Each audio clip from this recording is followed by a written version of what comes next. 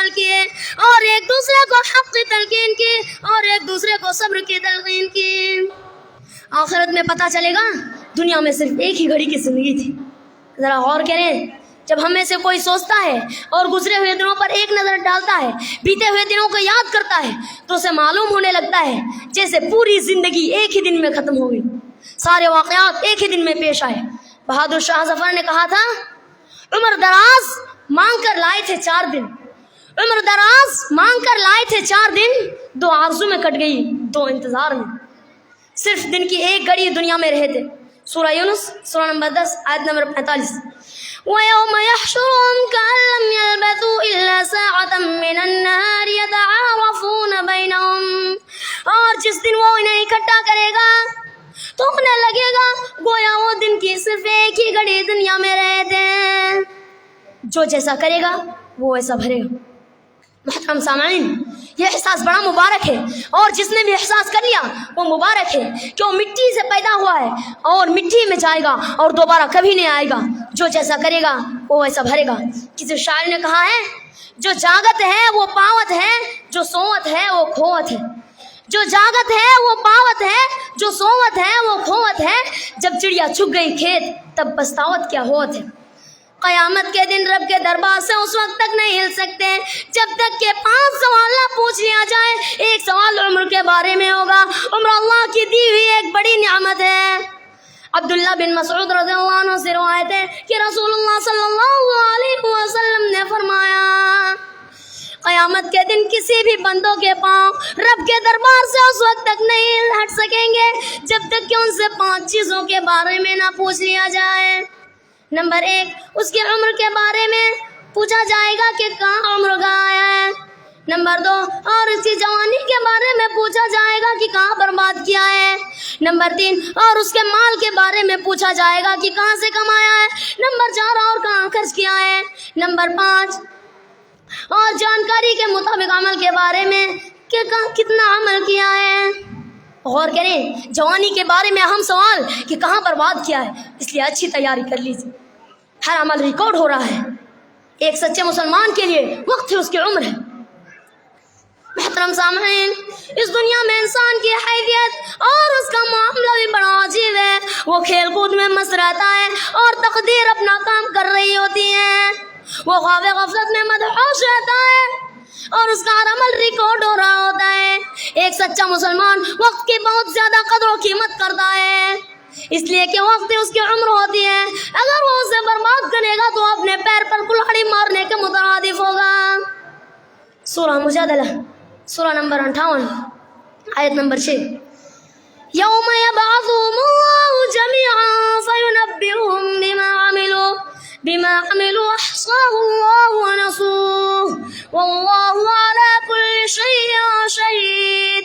جس دن اللہ ان سب کو دوبارہ زندہ کر کے اٹھائے گا، پھر انہیں سب کچھ بتا دے گا وہ کیا کچھ کر کے آئے ہیں. وہ بھول گئے ہیں مگر اللہ نے ان سب کو گن رکھا ہے. وقت تلوار کی مانند ہے. عربی کی کہاوت ہے الوقت کالسیف ان لم تقطعه یقطعک. وقت تلوار کی مانند ہے، اگر تم اسے نہیں کاٹو گے تو وہ تمہیں کاٹ دے گا. وقت سونے سے بھی زیادہ قیمتی ہے. الوقت اغلی من الذهب. وقت سونے سے بھی زیادہ قیمتی ہے. یاد رکھیے، ہر کھوئی ہوئی چیز دوبارہ مل سکتی ہے لیکن وقت جو بیت جائے نہیں مل سکتا. ہاری ہوئی جنگ جیت سکتے ہیں مگر گیا ہوا وقت حاصل نہیں کر سکتے. انسان کی تمام دولتوں میں وقت سب سے بڑی دولت ہے.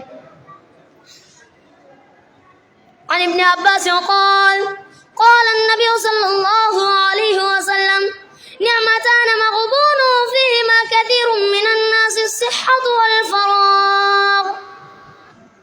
2 نعمتیں ایسی ہیں کہ اکثر لوگ اس کی قدر نہیں کرتے. نمبر 1 صحت اور نمبر 2 فراغت یعنی کہ خالی وقت. غالب نے کہا تھا تنگ دستی گرچہ ہو غالب تندرستی 1000 نعمت ہے. آخر میں اللہ تعالیٰ سے دعا کرتا ہوں کہ اللہ تعالیٰ ہم تمام مسلمانوں کو وقت کی قدر کرنے کی توفیق دے. وقت سے زیادہ فائدہ اٹھانے کی توفیق دے اور ہم تمام مسلمانوں کو وقت کو برباد کرنے سے بچائے رکھے، آمین۔ وآخر دعوانا ان الحمدللہ رب العالمین وصلی اللہ علی نبینا محمد وعلی آلہ واصحابہ اجمعین، والسلام علیکم ورحمۃ اللہ وبرکاتہ۔ ماشاء اللہ، بارک اللہ فیک۔ بابا روح الامین صاحب جو اپنے عنوان پر بہت اچھے سے روشنی ڈال رہے تھے، ہم اللہ رب العالمین سے دعا گئے ہیں کہ اللہ رب العالمین بابو کو مستقبل میں ایک اچھا خطیب بنائے اور امت کا ایک رہنما بنائے۔ اب اس کے بعد جو اگلے مقرر ان کا نام ہے عبدالسمیع، جن کا تعلق اجرائی سے ہے، جن کا عنوان ہے کہ اللہ کا پسندیدہ دین اسلام ہے، وہ آئے اور اپنے عنوان پر روشنی ڈالیں۔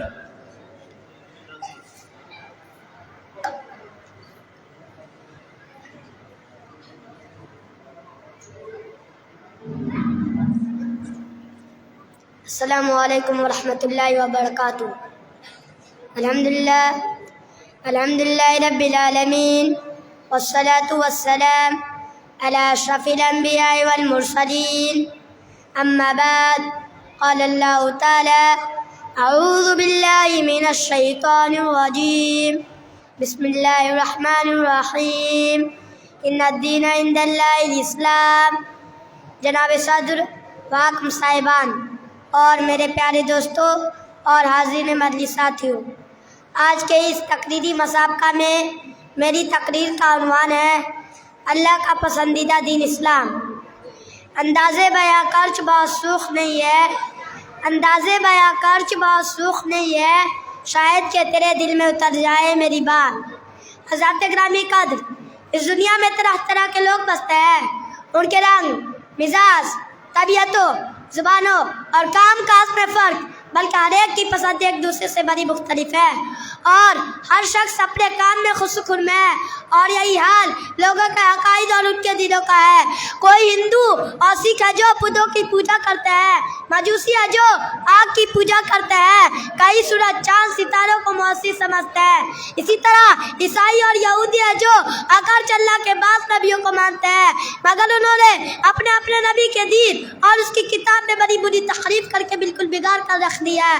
اور اب اس دور میں اللہ کے آخری رسول جناب محمد صلی اللہ علیہ وسلم کا لائے دین اور آپ کی پیش کرتا کتاب قرآن مجید سندید اور برحق شریعت ہے، اس کے الفاظ میں کوئی تبدیلی ہوئی ہے نہ اس کے معنی میں۔ ان الدین عند اللہ الاسلام، یعنی اللہ کے یہاں پسندیدہ دین صرف اور صرف اسلام ہی ہے۔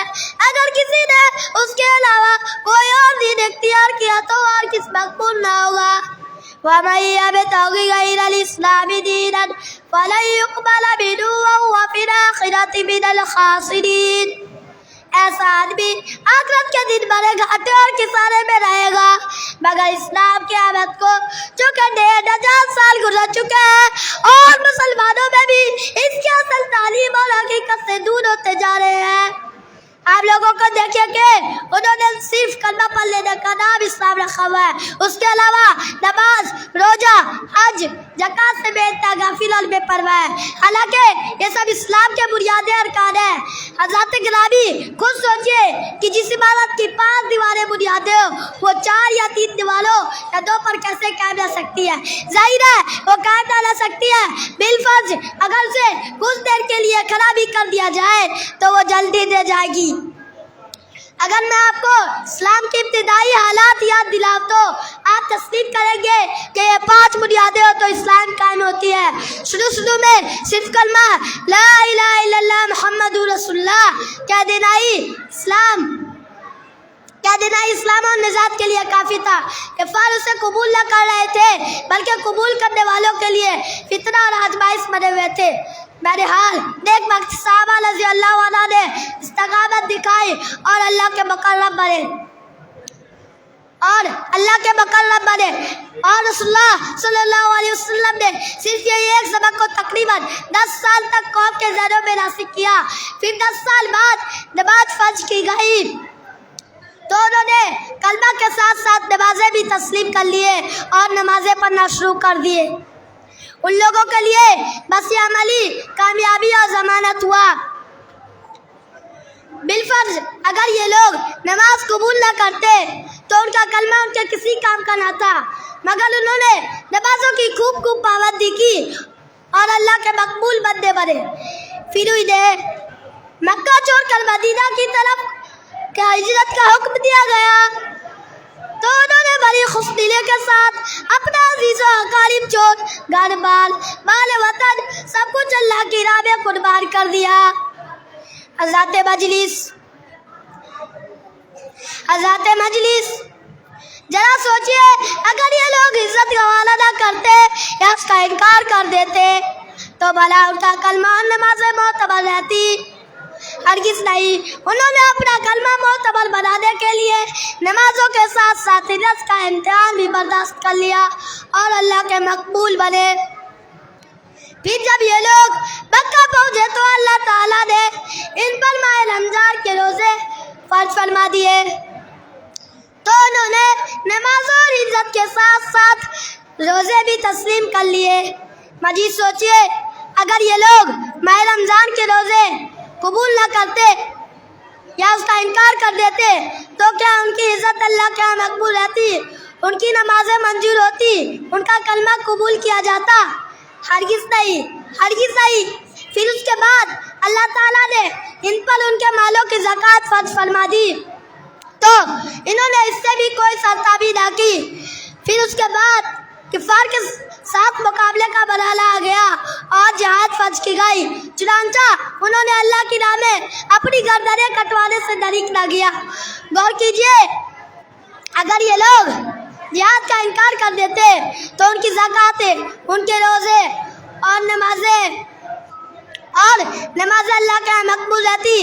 اللہ کے ہر قسم صحابہ رضی اللہ عنہ اگر اس میں سے کسی ایک سے بھی سرتابی کرتے تو ان کا زبانی اسلام اور ایمان کے دعوے قطعاً مقبول نہ ہوتے، مگر انہوں نے ہر حکم جی جان قبول کیا اور ہر خوشی ناخوشی اس پر عمل کر کے دکھایا۔ حضرات مجلس، پھر جب آخر میں حج فرض کیا گیا تو رسول اللہ صلی اللہ علیہ وسلم کے ساتھ حج کرنے والوں کا ایک سمردہ تھا جس کی تعداد 1.25 لاکھ سے زیادہ تھی۔ یہی وہ موقع جو اللہ عز و جل نے تمام مسلمانوں کو خوشخبری دی اور فرمایا، الیوم اکملت لکم دینکم واتممت علیکم نعمتی ورضیت لکم الاسلام دینا۔ میں نے آج تم پر اپنا دین مکمل کر دیا اور تمہارے لیے اپنی نعمت پوری کر دی اور تمہارے لیے اسلام کے بطور دین کے پسند کر لیا ہے۔ اسی ساری حقیقت اور آپ کی دعوت کے لیے پیغام یہ ہے کہ رسول اللہ صلی اللہ علیہ وسلم نے فرمایا، بنی الاسلام علی 5 شہادت اشہد ان لا الہ الا اللہ واشہد ان محمد رسول اللہ وإقام الصلاة وإيتاء الزکاة والحج وصوم رمضان۔ پیارے بھائیوں، میری ساری گفتگو کا خلاصہ اور آپ کے لیے پیغام یہ ہے کہ اسلام کے 5 ارکان تفصیلات کے ساتھ پیش میں آئے تو دین اسلام کی عبارت کھڑی ہو جاتی ہے۔ اللہ کے یہاں ہمارے لیے کامیابی سرفرازی سرخروئی کا باعث ہوگی۔ اللہ تعالیٰ کو ادھورا ایمان کثرت مقبول اور قطن پسند اور مقبول نہیں ہے۔ اللہ تعالیٰ ہمیں اس نعمت کی قدر کرنے اور پورے اسلام پر عمل کرنے کی توفیق عطا فرمائے، آمین۔